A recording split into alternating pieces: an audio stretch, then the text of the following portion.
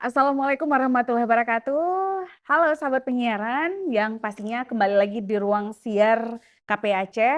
Dan kali ini KPI Aceh berkolaborasi bersama BPOM Aceh melakukan literasi digital terkait segala sesuatu tentang BPOM Aceh. Dan yang pastinya tema pada hari ini yang akan kita bahas yaitu tips dan trik iklan obat tradisional dan juga kosmetika yang benar. Dan bersama saya sudah pasti ada pakar di bidangnya.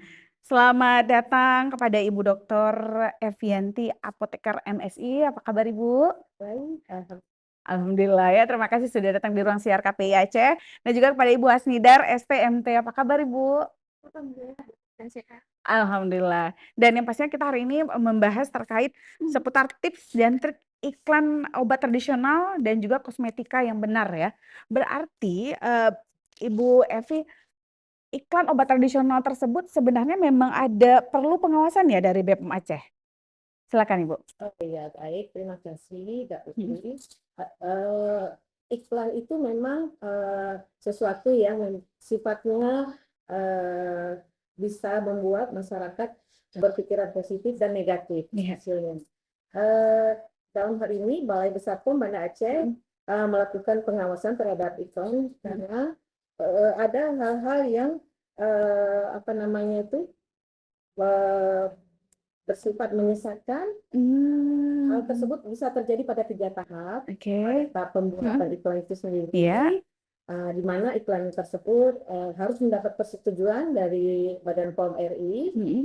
Pada saat tersebut materinya sudah disampaikan dan tentunya sudah apabila sudah disetujui, maka mudah-mudahan pada saat nanti itu pada saat iklan tersebut ditayangkan itu mudah-mudahan tidak berubah. Oke. Itu. Kemudian yang kedua, pada saat iklan tersebut ditayangkan atau dipromosikan oleh pihak perusahaan, Mm-mm. di mana kita berharap bahwa iklannya tidak menyesatkan, Mm-mm. tidak menyesatkan konsumen yang menggunakan atau masyarakat, Mm-mm. karena iklan tersebut memang tujuannya dibuat oleh konsumen, oleh produsen kepada Mm-mm. konsumen Iya. agar kita mau meminum jamu Mm-mm. jamu atau obat tradisional atau juga suplemen kesehatan, kan dua hal yang berbeda, Iya. tapi tujuannya menyehatkan, bukan menyembuhkan. Nah, pada kenyataannya dalam iklan Mm-mm. sering muncul seolah-olah bisa menyembuhkan, Sembuh gitu ya. sembuh, padahal tidak. Itu pada tahap yang kedua, pada Mm-mm. tahap apa namanya ditayangkan. Kemudian pada tahap nanti ketiga yang perlu diawasi adalah yang perlu perlu kami waspadai pada saat masyarakat mengkonsumsinya. Nah, pada saat tersebut kita mengawasi jangan sampai iklan tersebut menyesatkan konsumen. Menyesatkan konsumen pada saat dia tidak membaca atau dia membaca, itu semuanya harus iklan tersebut harus benar-benar sesuai dengan tujuan pada saat didaftarkan. Harus ada pendaftarannya seperti itu ya. Ya. Nah, kalau misalnya kalau tadi kan iklan obat tradisional kan tadi kan disampaikan cuma menyehatkan ya, bukan menyembuhkan dari sehat sakit berat sampai langsung sembuh. Nah, kalau ada memang masih ada pelaku usaha melakukan tersebut dan kemudian itu ada nggak langkah atau sanksi yang diberikan oleh BPOM sendiri, Ibu Evi?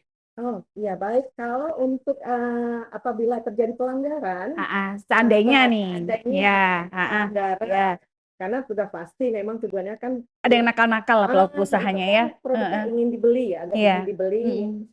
Tentu saja untuk obat tradisional ini bukan tujuannya untuk menyembuhkan, juga suplemen kesehatan, tapi tujuannya membuat badan segar, Mm-mm. sehat.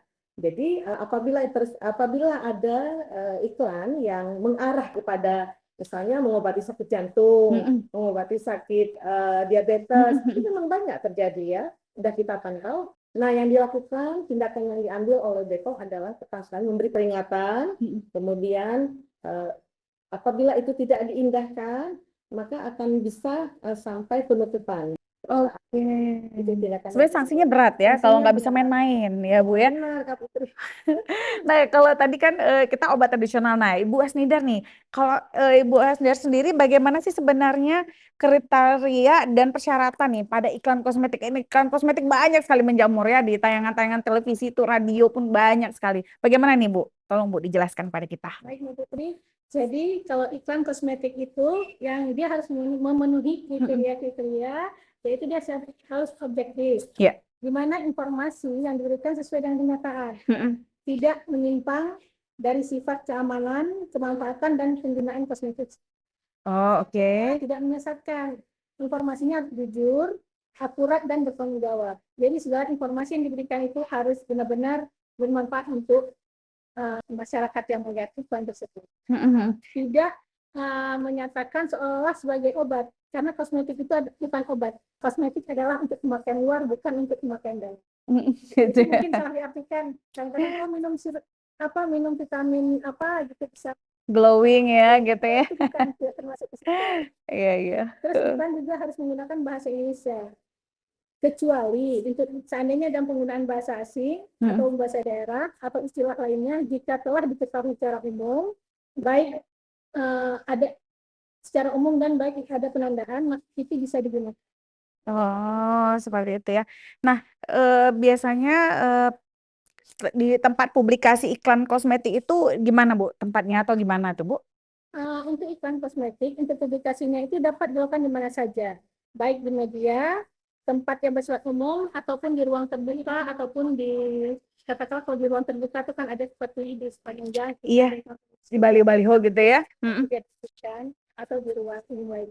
Jadi ruang tertutup dan ruang terbuka tuh nggak ada masalah Ada gitu ya. masalah. Berarti juga ada iklan kosmetik, misalnya itu secara offline, itu juga bisa ya. Misalnya kan kalau di gerai-gerai di swalayan ataupun di mall-mall kan mereka suka tiba-tiba nanti kayak live mereka di situ.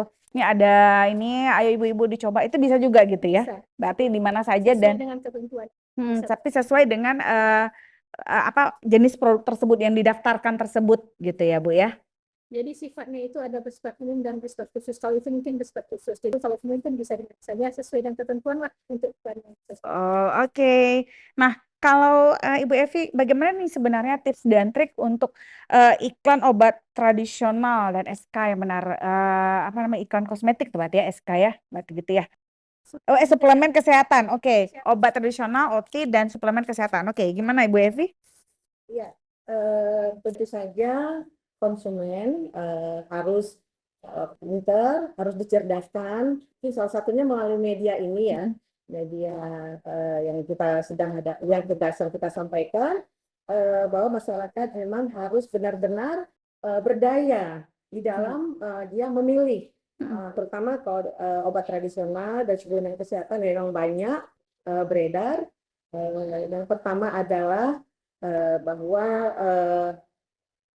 harus kita lihat pertama sekali adalah apakah dia sudah terdaftar atau belum di Badan POM. Harus terdaftar dulu atau belum di Badan POM? Oke, terus kemudian?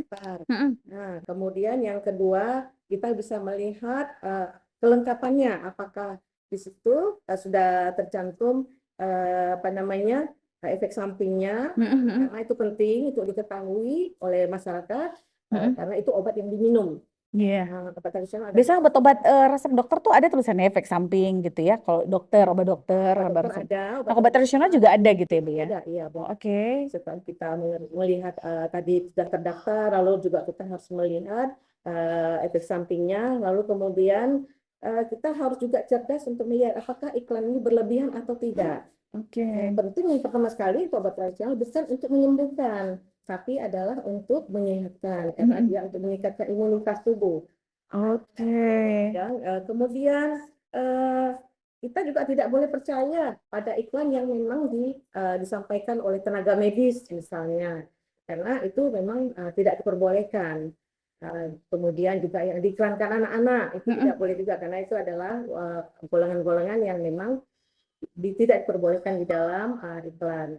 Lalu mungkin barangkali juga apa namanya kalau memang kita ingin lebih yakin, kita lihat ada di situ informasi yang ilmiah, misalnya Mengandung apa gitu ya? mengandung memberikan tercantum kandungan-kandungan yang memang komposisi itu adalah sangat penting. Karena orang juga mungkin selama ini kan masyarakat juga banyak yang sudah cerdas, bisa merujuk pada referensi dari komposisi yang ada. Kemudian yang terakhir tadi pada nomor pendaftaran, apabila ragu, masyarakat bisa Mengecek di mengecek di Bepom Mobile. iya iya Ya, iya. itu Kemarin sudah di itu ya dibahas ya terkait Bepom Mobile ya. dalam podcast kita bahwa peran Bepom Mobile ini sangat penting untuk mengecek nomor registrasi dari produk ya, terutama yang saya sampaikan adalah obat tradisional dan suplemen kesehatan. Mudah-mudahan sudah terdaftar karena itu lebih aman, sudah teruji baik sebelum diedarkan maupun sesudah diedarkan. Nah, demikian. Ya, jadi masyarakatnya itu perlu cerdas ya untuk kalau kita memang nggak mau membaca, kita langsung ituin barcode-nya gitu ya untuk bisa mengecek nomor induknya ya, nomor NIE-nya ya kalau kayak gitu ya. Benar. Dan yang pastinya nih kalau tadi Ibu Evi sudah menyampaikan tadi ya. Nah, kalau iklan kosmetik nih Ibu Asnidar, itu bisa menampilkan nggak data, riset, ataupun statistik atau apapun. Misalnya ini yang the best nih, iklan yang ini, seperti itu. Nah, gimana tuh Ibu Asnida? Silahkan. Baik, Mbak Putri. Jadi seperti tadi sudah disampaikan bahwa iklan itu dalam kita pembuatan iklan ada kriterianya. Iya. Nah, ini dalam pembuatan desain iklannya harus kita perhatikan tadi. Oke. Tadi seperti iklan yang harus objektif, tidak menyesatkan, dan tidak menyatakan seolah sebagai obat. Nah, pedoman untuk pengawasan iklan kosmetik tersebut harus ada masuk ke dalam kriteria umumnya bagaimana, pemeran iklannya bagaimana, data riset dan statistik, testimoni dan rekomendasi, serta pencantuman peringatan dalam iklan. Nah, kalau untuk dalam umum itu, jadi kita yang disampaikan itu tidak bertentangan dengan norma-norma kesusilaan. Oke. Kalau pemeran iklan jangan diperankan oleh tenaga medis, tokoh agama ataupun bayi. Jadi iya oke. Itu tidak boleh sebagai pemeran iklan. itu harus diperhatikan memang secara detail oleh pelaku usaha ya. Itu ya, silakan. Jadi pelaku usaha itu harus pintar ataupun cerdas dalam membuat iklan sehingga pedoman itu harus mengikuti pedoman yang ada. Ya oke. Nah, berarti kalau tadi data atau riset yang tadi kan sudah ada desainnya ya Bu ya. Jadi data atau riset yang dari iklan kosmetik tersebut bisa nggak ditampilkan gitu Bu ya? Data yang ditampilkan itu harus 2 tahun, data terbaru harus 2 tahun, tidak boleh data 3 tahun ke belakang. Jadi istilahnya untuk yang saya tampilkan seperti uji dermatologi, uji alergi, atau uji klaim kosmetik, dan dapat ditampilkan data hasil tersebut. Namun tidak boleh menyesatkan masyarakat, seperti mungkin mengampilkan ataupun iklan buat data yang sangat wah gitu sehingga bisa menyesatkan orang. Sehingga orang langsung ini yang paling best kayak gitu ya. Perhatikan.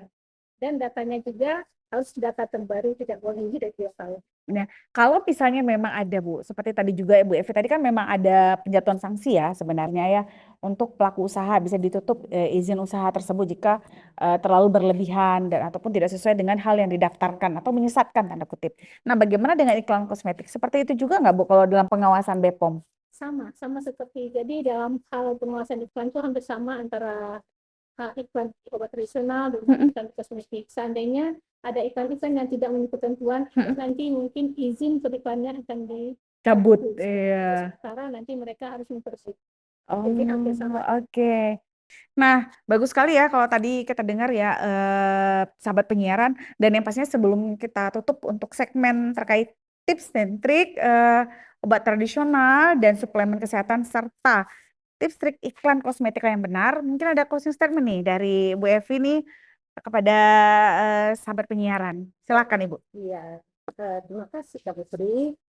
Sebagai closing statement, saya ingin menyampaikan terutama kepada produsen agar dapat menjaga integritas produk yang dipasarkan sehingga masyarakat akan selalu percaya pada iklan yang ditayangkan atau yang dipajang misalnya ataupun barangkali sebagai bentuk brosur ya.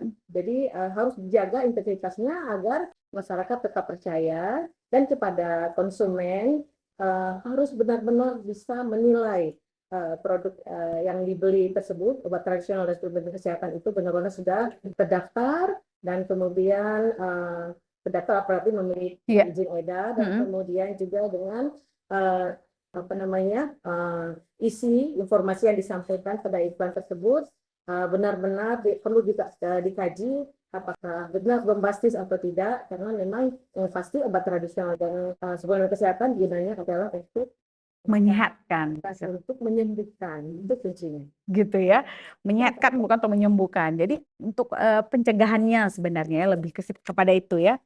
Oke, kalau Ibu Asnider nih closing statement-nya terkait iklan kosmetik.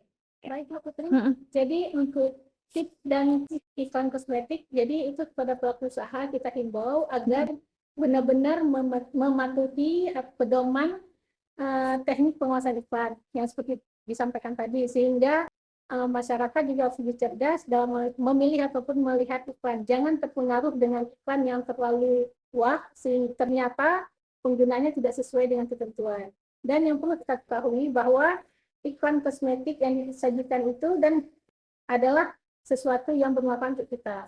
Karena kosmetik itu bukan obat, dia adalah untuk pemakaian luar. Hanya itu. Oke, terima kasih Bu. Dan yang pastinya sahabat penyiaran, yuk jadi masyarakat yang cerdas, masyarakat yang bisa memilih dan memilah terkait iklan obat tradisional, suplemen kesehatan dan juga kosmetika. Oke, baiklah kita tutup segmen kita kali ini yang pastinya dari Aceh wujudkan siaran sehat untuk Indonesia bermartabat. Assalamualaikum warahmatullahi wabarakatuh. Sampai jumpa.